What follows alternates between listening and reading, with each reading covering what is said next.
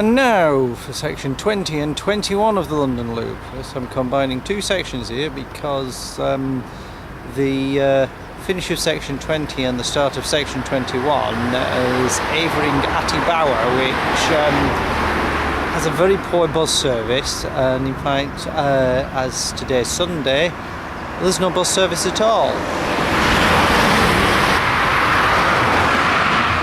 Okay, two things about this pub. It was featured in Charles Dickens' novel Barnaby Rudge, and also, more infamously, it was a watering hole for Dick Turpin when he started his career, or his criminal career that is, poaching deer in nearby Hainault Woods and Epping Forest.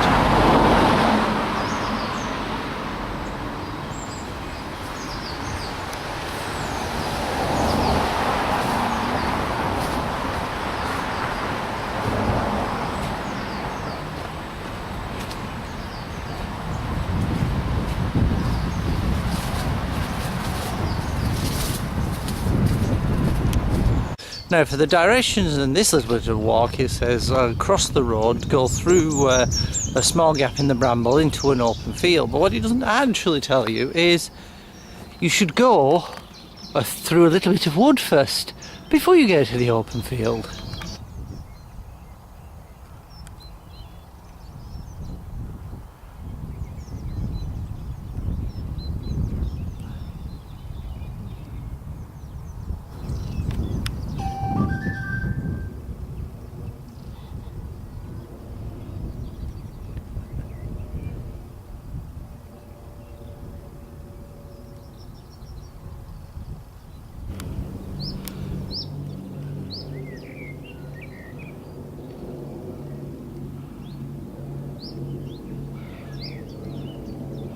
I was just looking back towards Chigwell.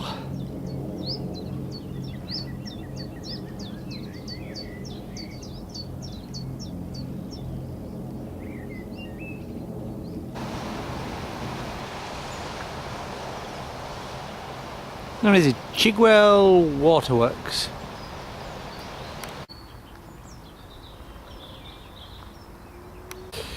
Now these trees here are Chigwell raw wood, and a bit of Victorian conservation here because the people who lived here during Victorian times were a bit worried that tree clearance was going to deprive them of somewhere where they could go for walks, so they clubbed together, formed a fund and brought the wood so that they could enjoy its greenness and tranquility. Not bad. I see Victorians weren't chop it all down and in the name of progress. They did do a bit of conservation. And very pleasant the woods are as well.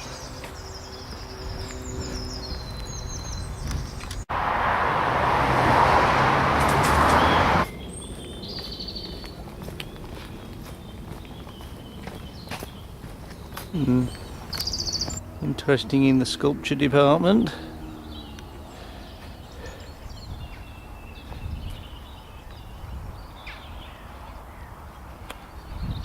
It must be site of some ancient ritual of Essex. But there's a can of lager there. Yes, it's definitely an ancient ritual. Another can. And a fire. So, what goes on in these woods in an evening? Obviously there's some sort of tree carving, possibly, and drinking, and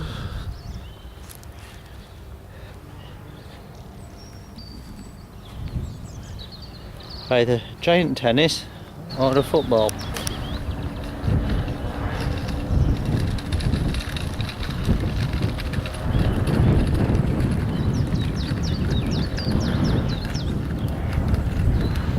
And this is a Millennium Beacon, which was put here to commemorate, celebrate, commemorate, whatever, the year 2000. Wonder if it'll be here in the year 3000. I know one thing for definite, I certainly won't. With the pull up this hill that I've just had to do, I probably won't be here next week. Way off in the distance, you can just make out in the haze the buildings of central London. Now, one little tip here, the directions are not very good when it comes to describing what you have to do from the Millennium Beacon. So what you have to do, don't go into the woods, you sort of follow the edge of the woods down, back down the hill, and then there's a little stile that you need to go through to follow the London Loop, which is a sign on it. But be very careful because it is a bit confusing.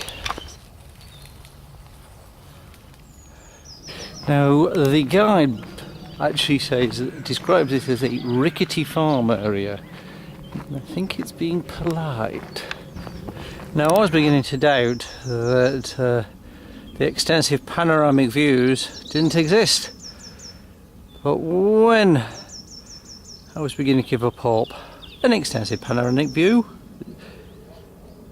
arrived. This is from Havering Country Park, which is near the end of section 20.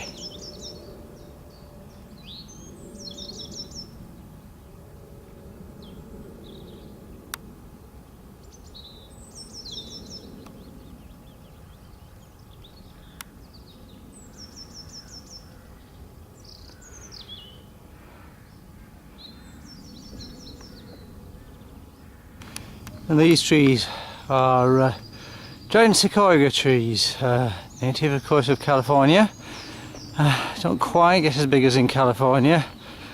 They can live to be nearly 3,000 years old. Pretty impressive, isn't it? Right, this, according to the guidebook, is an amazing view of miles of Roding Valley countryside. Hope you're enjoying this amazing view. What 6 miles to bring it to you. And we're now in Havering-Atte-Bower, which is the end of section 20 of the London Loop.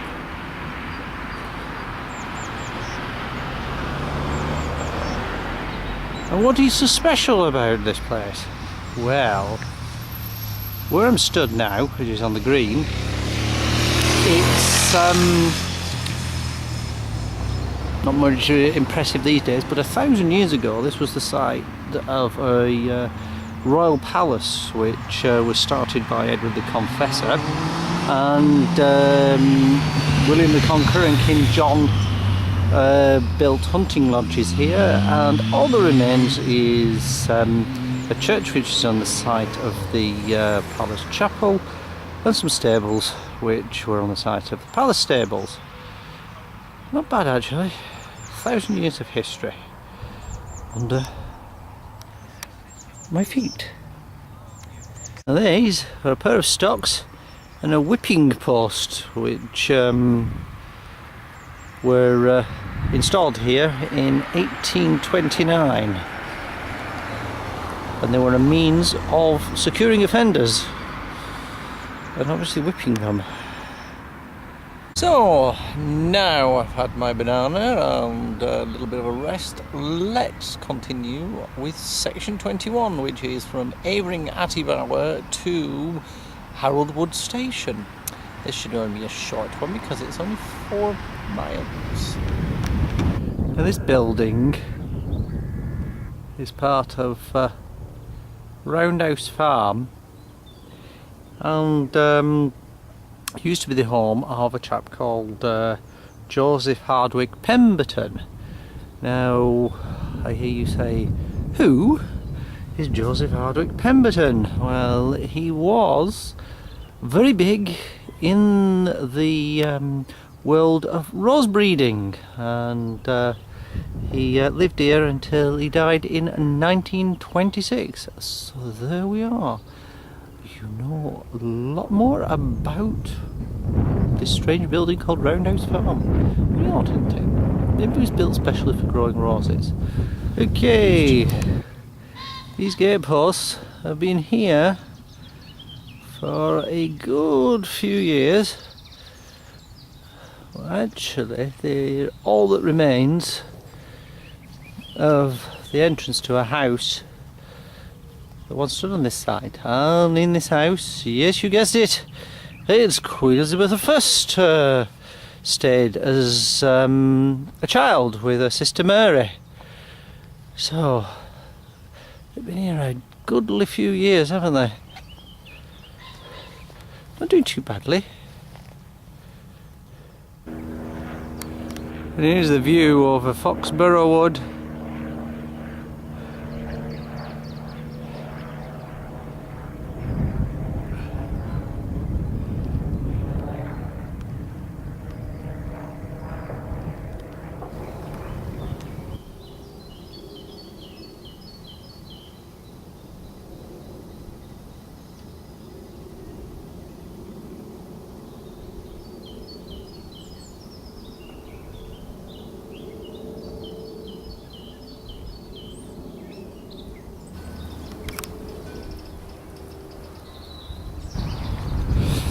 Now we're starting to come back into civilization as we get closer to Harold Woods.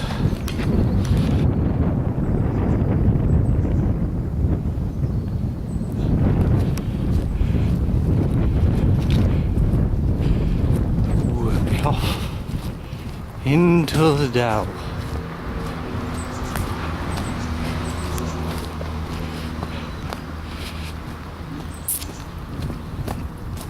Let's see what we can find. Ooh, and we find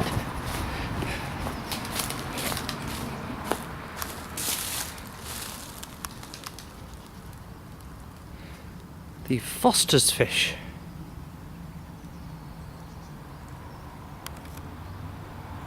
Only found in Essex.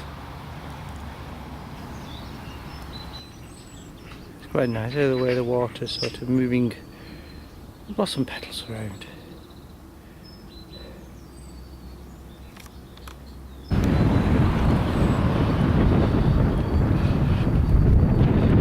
We're back into urbanisation now. A little bit before Harold Woods Station. Yeah, this is a stunning bit of edge, isn't it?